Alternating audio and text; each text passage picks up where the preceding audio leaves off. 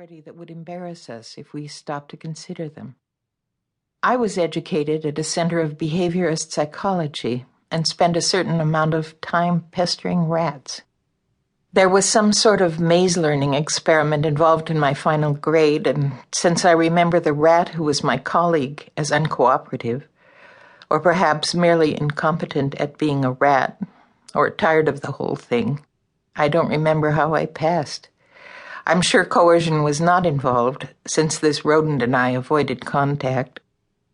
Bribery was, of course, central to the experiment and no black mark against either of us, though I must say mine was an Eliot Ness among rats for its resistance to the lure of, say, Cheerios. I should probably have tried raising the stakes. The idea was, in any case, that behavior was conditioned by reward or its absence, and that one could extrapolate meaningfully from the straightforward demonstration of ratish self-interest promised in the literature to the admittedly more complex question of human motivation. I have read subsequently that a female rat is so gratified at having an infant rat come down the reward chute that she will do whatever is demanded of her until she has filled her cage with them. This seems to me to complicate the definition of self-interest considerably, but complexity was not a concern of the behaviorism of my youth, which was reductionist in every sense of the word. It wasn't all behaviorism. We also pondered Freud's argument that primordial persons, male, internalized the father as superego by actually eating the poor fellow. Since then we have all felt bad, well, the male among us at least. Whence human complexity? Whence civilization? I did better on that exam. The plot was catchy.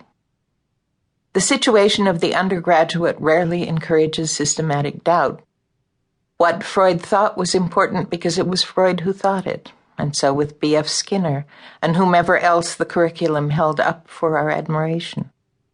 There must be something to all this, even if it has only opened the door a degree or two on a fuller understanding. So I thought at the time. And I also thought it was a very bleak light that shone through that door, and I shouldered my share of the supposedly inevitable gloom that came with being a modern.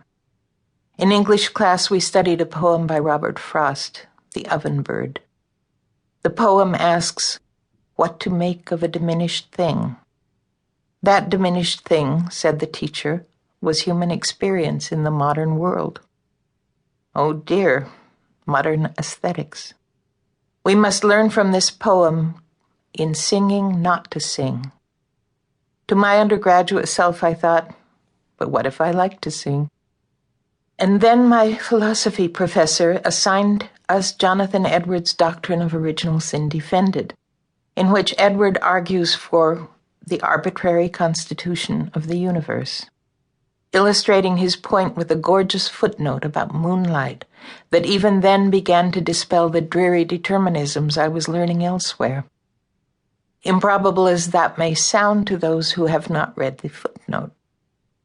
At a certain point, I decided that everything I took from studying and reading anthropology, psychology, economics, cultural history, and so on did not square at all with my sense of things, and that the tendency of much of it was to posit or assume a human simplicity within a simple reality, and to marginalize the sense of the sacred, the beautiful, everything in any way lofty.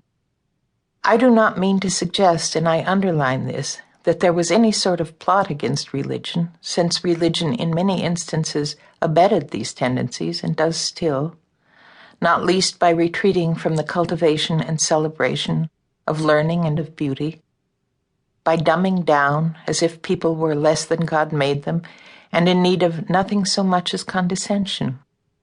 Who among us wishes the songs we sing, the sermons we hear, were just a little dumber? People today, television, video games, diminished things. This is always the pretext. Simultaneously, and in a time of supposed religious revival, and among those especially inclined to feel religiously revived, we have a society increasingly